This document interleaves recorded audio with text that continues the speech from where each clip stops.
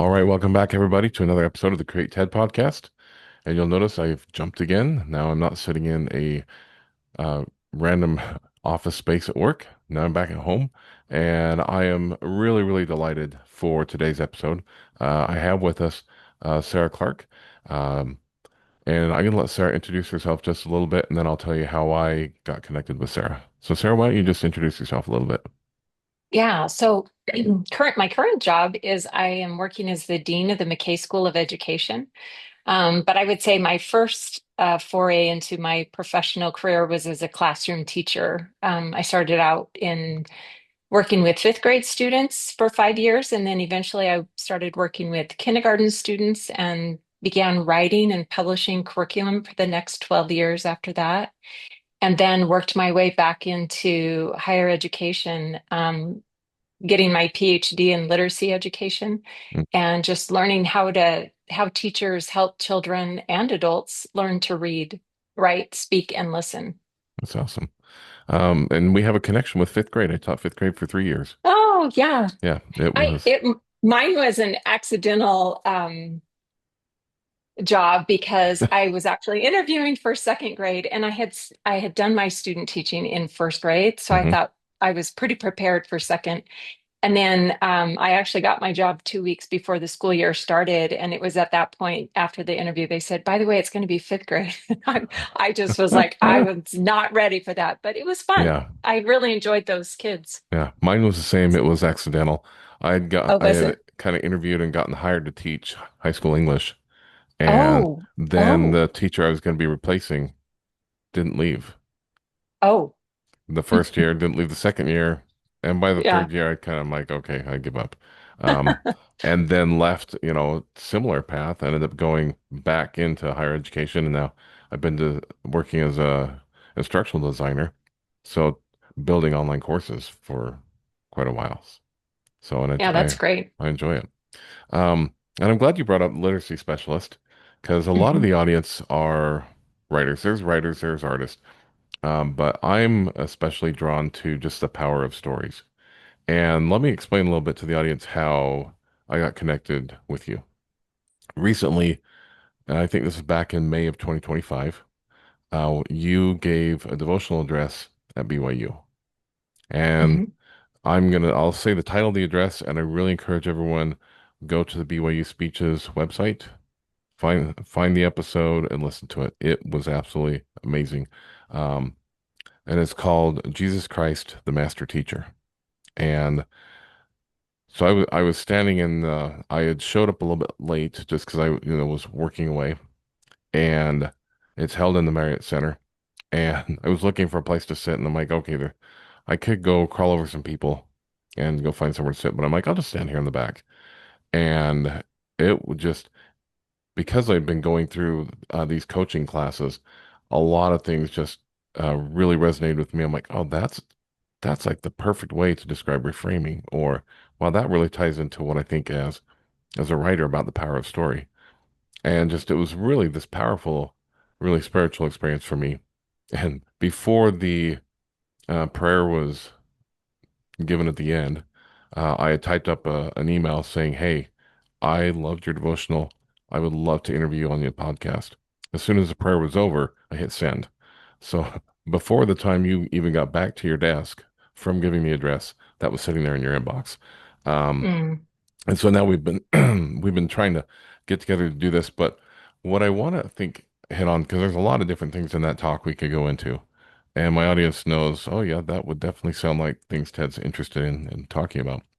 But this concept, because I think it applies to just our own individual lives and it applies to creatives, is this concept of co-authoring with God. Whether that's you're co-authoring your life, you're co-authoring your creative aspects, whether it's in your writing, in your art, um, and why that's important and what are things we can do to be better at co-authoring with God and why that's important. So let's start there. I'd love to hear some of your thoughts about how do we co-author with God? And you talked about, well, in your address, you set up this idea of recognizing how we can co-author with God. And Why don't you talk to us about that topic for just a little bit? Okay, yeah. First, thank you. Those are incredibly kind words of you to share about the devotional.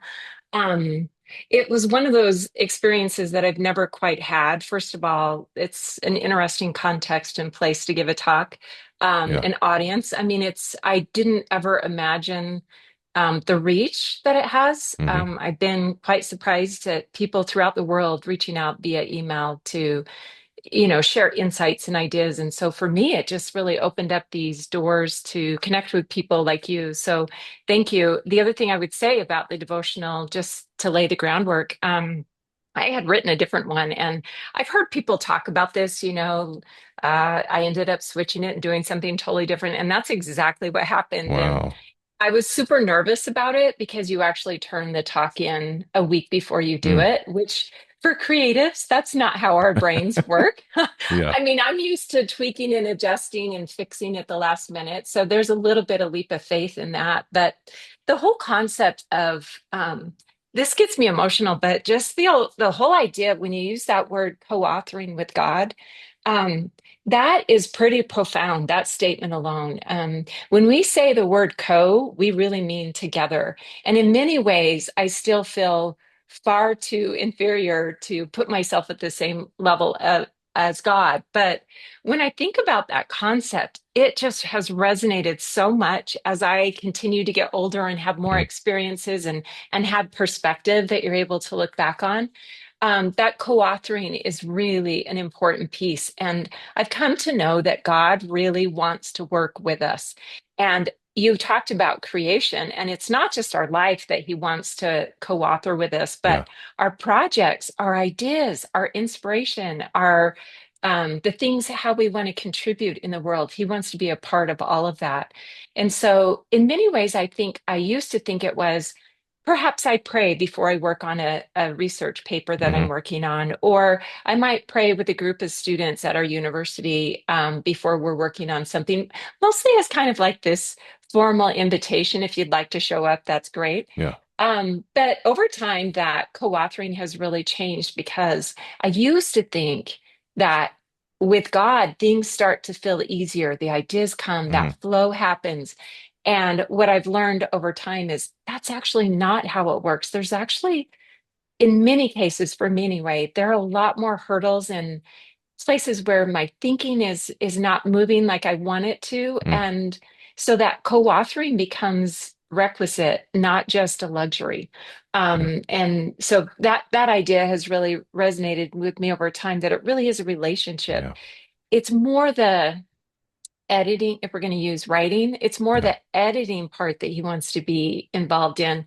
He's not really concerned as much about that final draft. For him, it's about the Yeah. process and who I become as an individual as I engage in that creative Yeah. process. And again, it might be a project or it might be my life. He's not looking for perfection. He's not looking for a manuscript without error. There's actually some really beautiful parts when we invite him and leave some of those mistakes there for Mm. others to see as well. So Yeah. I just think it's been such a beautiful process to really understand how he fits into that process of co-authoring. Yeah. That's amazing. And I love what you said. And I think you summarized the whole concept. And I'm like, well, we can just end right there. We're not going to, though. There's Mhm. still more to come. But just in this co-authoring, it's about the process. It's about the Mhm. editing because what he truly loves is us. And Yes. he's very invested in who we can become. And Yeah. he wants to help with that. What we're creating, I actually just read this in my scripture study this morning. I think it's in section 80 in the Doctrine and Covenants. There are a couple of missionaries that were going to go out to preach, and what he tells them is, he says basically, this is me paraphrasing it poorly, but wherever you go doesn't matter to me. And it's not that it Yeah. doesn't matter where they were going to go, because the Lord knew where they needed to go. But the Mhm. fact that they were going and they were going to be doing good things, whatever Mhm. direction they chose, it didn't matter because good things were going to happen either direction. But that's because they were co-authoring with God that part of their journey. right Hmm. there. So yeah, Yeah. I love that idea. Um, let's look a little bit. Actually, as you were talking earlier, to kind of retell for our audience, you shared an experience about where you um, used a graphic organizer, being Hmm. a literacy specialist, use a graphic organizer, get your students to kind of just look at the story of Jesus and tell that Hmm. story a little bit. Yeah, so we use graphic organizers a lot. Sometimes it's for informational text, sometimes it's narrative or story. You have to use the right graphic organizer to map onto the correct text. And so, we're just teaching pre-service teachers what that might look like. And so, in this particular situation, I had used the story map, and I knew we all were generally familiar with the story of the Savior. So, I had just asked them to kind of map out his story. And we got to the place where it was asking them about main characters or key characters, and then the idea that there are secondary characters, and that children oftentimes have a hard time understanding differences between those two groups of people. And so they were filling it out. And as I was going around to the groups, I could see they were listing a lot of what people would recognize as main characters. And the interesting thing, Ted, is this came to me. I actually commute quite far to get to Hmm. BYU. These days, it's only Salt Lake. Yeah. But when you think about co-authoring with God, the backstory of that is that oftentimes I would get in the car and just pray and say, help me figure out what I'm teaching the students today. Mm. And this idea came to me. So Wow. as they were writing the main characters, that's when I just paused and I just said to them, you're missing someone who's really important that's in his story. And, I do it. I knew they were going to get a little annoyed, and they did. And there's, some defensiveness. And then to me, that's actually part of the process and the Hmm. experience that I was trying to create. And so basically, I just told them they had forgotten some, and we like to be right. And so they were kind of pushing back. And finally, I walked to the back of the room and kind of kept looking and looking, worked my way to the front. And someone from the back said, Who? Who did we forget? And I just said, You. And just really let it sit there. I wanted them to know, like, you are a main character. And his story doesn't matter without each of us. And he truly feels that way about each of us. And so to me, that story map just helps us understand our own stories or someone else's stories. And the reason we don't use graphic organizers. I shared that research shows us that comprehension increases for kids when we use them. But for me, it's also how do we sift through this entire story or text and identify the important parts? And for me, that's the looking back when I'm co-authoring. And the example you shared is such a perfect one because to God, the important part was not the location. The important part when he's, going with those individuals was where he would be going with them. And so just sharing that graphic organizer was a good way to just reiterate this is a really important part of the story. And guess what? It happens to be you.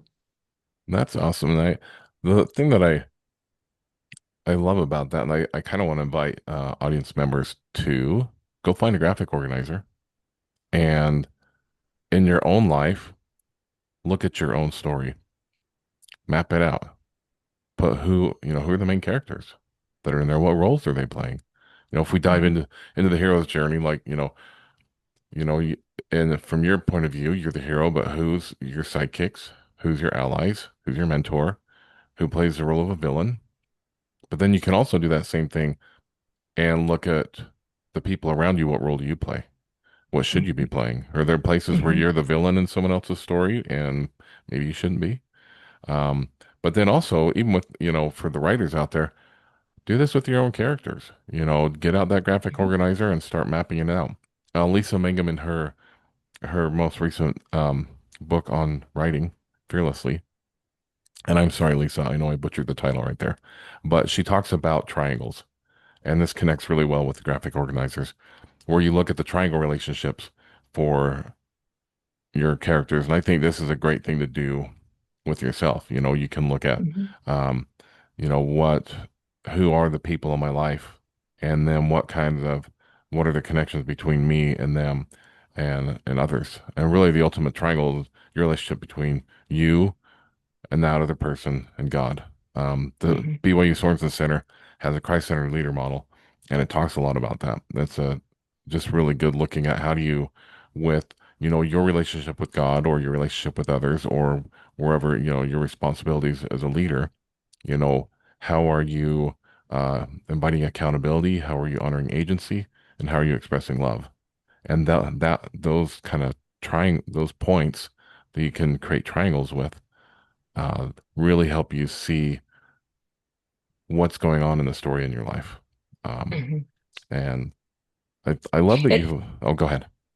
well, no, it just made me think, it also gives you a chance to, you were talking about being the villain in someone else's story. And quite frankly, oftentimes we're the villain in our own story. And so being Yes, able to yes. do that gives us a chance to kind of get out of that victim state that a lot of us can be in. When we say we don't like our lives, oftentimes what we're really saying is, I don't like my story.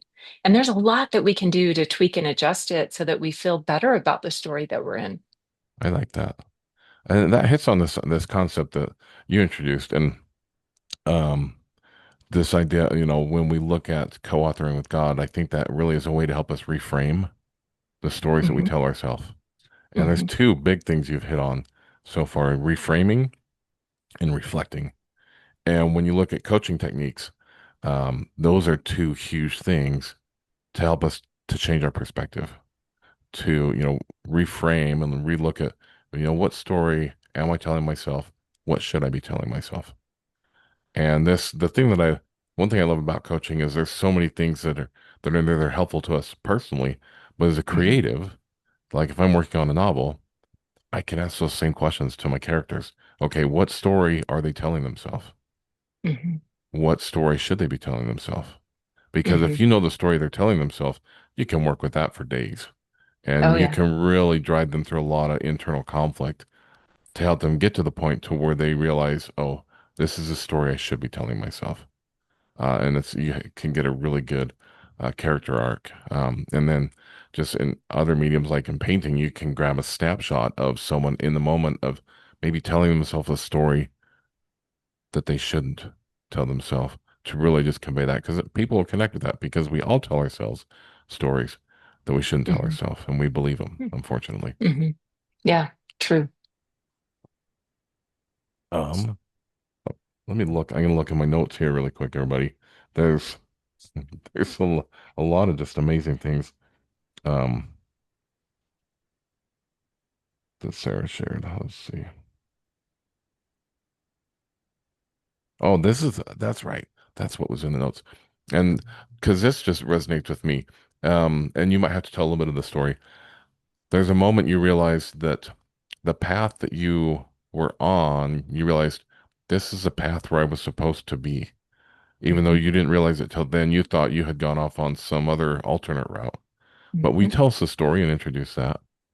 Yeah, so the background of the story was basically I kind of saw education, my major in elementary ed at college as a freshman was, a path that I was going to take, but it was going to be a temporary one. And then I was going to have a bunch of children, and my main focus was going to be raising children. And that was the story. I actually feel like that's a familiar refrain for a lot of females, especially in our church culture. Hmm.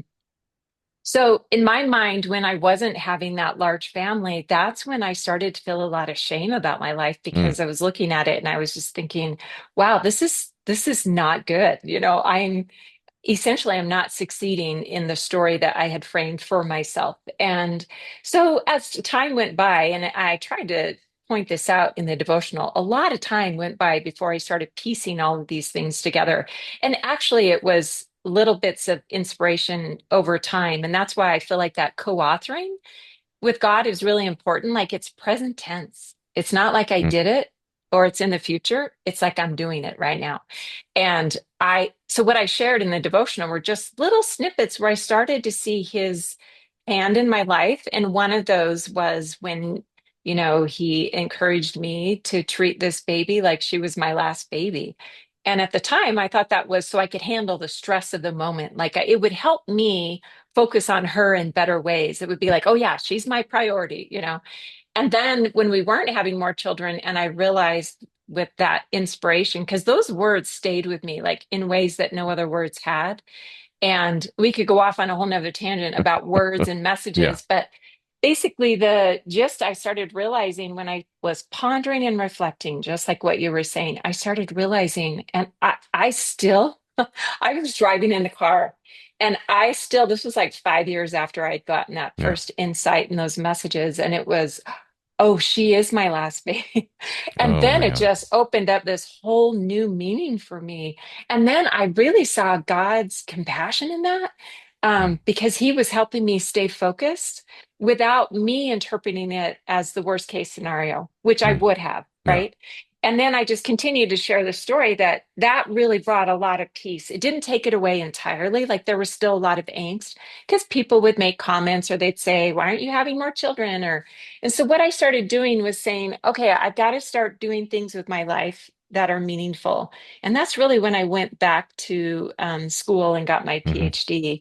And slowly, I did not even plan to work after I got my PhD. I was doing that for enrichment. And one of the professors, this was up at Utah State, and one of the professors said to me, "Hey, are you going to apply for that position that's opening up?" And I said, "No."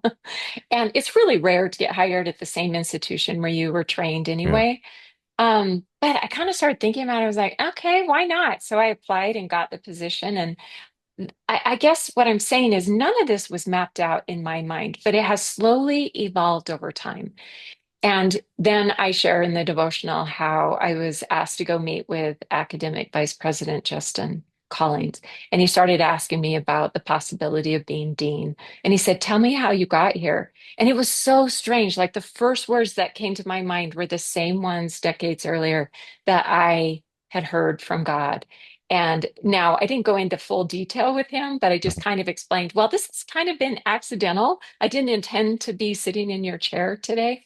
Um, but with some pondering and reflection, I started seeing like God had prepared me for this for a very long time, skill by skill, little by little. I was getting to a place where they could actually think about asking me to do this current job that I hold. And I don't mean that in a way that you don't have to reach a certain position to feel like your life is a good story. Certainly, that is not, what I was even seeking after. And this is actually a really hard job.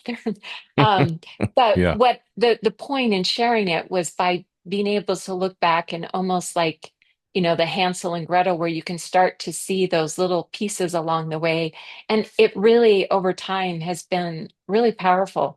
That's where I've seen the co-authoring, because I thought I was writing it all along and that I kept messing up and that this is the worst case. Yeah. And then I see how God can take our story and flip it in just a moment to where it's like, no, this was all on purpose. And that for Yeah. me was just really profound. And I hope that all of us have those moments where it's not really, again, it's back to the scripture you shared earlier. It's not really where you end up or the location. It's how did you get there? That's really valuable. That's such a great thing to reflect on is how did you get to where you're at right now? Yeah. And a lot of times that helps you figure out if I truly don't like where I'm at or I don't feel like I'm where I need to be, how can I co-author with God to get to where I think I need to be? And I Yeah. think one thing you hit on is just this concept of pivoting. Like you had that Hmm. moment where you're like, okay, something's got to change. Hmm. And you pivoted and went a direction. I wrote this note as you were saying that, as I was thinking about, oh, that's definitely talking about the power of the pivot in our lives. Um, Hmm. that sometimes pivots feel inconsequential. Hmm. They don't have to be major. Yes. And they Yes. oftentimes the pivots we make, they are inconsequential. They're very small. But Yeah. when we reflect back and we look at, what got us to where we're at, we realize, Hmm. oh, that small little pivot there, and that one there, and that one there, Hmm. and that one Hmm. there put me exactly here in this moment where I need to be. And I think it's in I almost said Ruth's story. It's not Ruth's story, it's Esther's story, where it Hmm. talks about, being here for such a time as this. Yes. Um, Yeah. and that's what I love about God is he does that with each one of us. And Yeah. it doesn't have to be huge things to where you're dean at a major institution. There's Right. moments in in your own home, in your own creative efforts, and just meeting random people on the street where you're positioned to be able to lift others in that moment. Hmm. And that we all have, I mean, for me, that's another creative aspect is being able to create moments for other people. Hmm. And so we all have that opportunity. Yeah. If I could share something just related to literacy and this Yeah. concept of co-authoring in your life with God, something that I teach my students, it's pretty central, and I actually it never occurred to me until I came to BYU. So I was teaching the same exact courses at Utah State, Hmm. and as at a public institution, I'm not sharing my testimony or sharing, Yeah. talking about scriptures or things like that. So it hadn't occurred to me, but I'm teaching the same courses, and then all of a sudden I'm at BYU, and they're asking me to share my testimony and the scriptures related to our content. And this was another drive down, again, just that setting aside time for reflection. People always say to me, "Oh, I'm so sorry about your commute." And I'm like, "Nope, it's perfect for me." But on one of those commutes down, I knew literacy is important. I've known that from the beginning. That's never been a question. But I remember being instructed by God one morning when talking about literacy. And what he said was, Sarah, and that's often how it starts. I don't know if people have their own way of connecting with God, but that's mine. And he said, Sarah, literacy is how people get to know their God. They're Mm. no longer dependent on someone else to teach them who he is. They can read for themselves and they can learn about who he is. And that to me also leads us to another area that I share with students, and that is just the whole concept of reading, writing, speaking, and listening, and how valuable they are for creatives. Oftentimes we emphasize reading and speaking, and it's interesting to note that reading and listening are inputs. Yeah. So I'm getting information, and writing and speaking are outputs. And yet in the classroom, we do less writing and less speaking than we do reading and listening. And so just being able to really use those literacy tools in the creative process is really important. And sometimes my graduate students will get stuck in the reading of research instead of Yeah. actually writing a Mm. dissertation or painting the picture that needs, Yeah. the draft of it. So for me, using those literacy tools have really helped me understand my creative um, projects better. Like, am I just in a state of input, or am I also and leaning on God to help me do it? Because sometimes it can be really scary to produce or, have outputs. I'm scribbling notes as fast as I can. After this interview, I'm going to email you. I've got some questions. I think that's fascinating. You just described a model for how to be a whole creative. Uh, Yeah, I think that's awesome, Sarah. That's I've never thought about it thank you. that way. Um, I think that's great. Like, I worked on English Connect 3 Oh, in the yeah. early days, and I mean that's how the content's built. They have to practice reading, writing, listening, and speaking, Hmm. and you don't progress as much as you can unless you're practicing in all the areas because you Hmm. can get Hmm. really good at listening and and even writing and reading, but you're not going to really progress until you're speaking. Like for me, if I've tried Yeah. when I've tried to learn Spanish, which is like nothing, I can read and I can do okay. And Yeah. I can kind of write and do okay. I can Hmm. listen and it's a little tougher, but when it comes to speaking, yeah, Hmm. my brain literally shuts down. There's research that shows that when someone if it's you're not as proficient in that whatever the domain is, Domain. Hmm. that you will drop down a complete level. So if I'm an intermediate in a lot of the areas and I'm struggling, I Hmm. will go back to the novice. And if I'm at a novice, I fall off the face of the earth. And Hmm. it happens like I feel it in my brain. I'm like, oh my gosh. I'm like, Hmm. I've been practicing Duolingo forever, Hmm. but I'm just practicing Duolingo and not speaking. It terrifies Yeah. me to try to practice Spanish with um, the people in my office, whether it's a student that works for me or I've got coworkers that speak Spanish. I'm like, yeah, it terrifies me because they start speaking and it's like 1,000 miles an hour. I'm like, I have no clue what you just said. Um, Yeah. But Yeah. no. Well, and even the using them in juxtaposition can be really important. Like I remember realizing with my graduate students that are trying to write a dissertation or a thesis and saying to them, we think it's writer's block, but it's actually reader's block. Like, Mm, I think you need to go back and look at some what? models of some people that have written in the academic realm so that your brain can start to see, oh, that's how I should be thinking and talking. And even the flip side of, people always start with a rough draft and they start writing. It's like, actually, our research shows us that speaking is actually our first draft. Mm, And so if I can explain something to someone else, I can probably write it. But if I can't explain it, of course, I'm going to struggle a little bit with the writing. So just using all four of those to really help you develop as a creative, I think is really important. that's awesome. And viewers, if there was a little bit of a lag, I think that was my internet connection. I'm hoping the sound came through. But Sarah, you have given us so much. We talked about the importance of refining and reflecting and the power of the pivot. And then that last nugget you gave that is just I'm going to chew on that for a little while. Just this model using literacy as a model to how to be kind of a whole creative. And it's like I really love that. I'm gonna really try to implement that. Like that helps me a lot. I think there's a lot of answers to writer's block of ways to get around it because there's a lot of ideas out there, but I've never seen it framed in that way. So thank you. But thank you for tuning in, Yeah, and it's been a thank you. pleasure having you on. And listeners, I will see you in the next episode. Oh, thank you.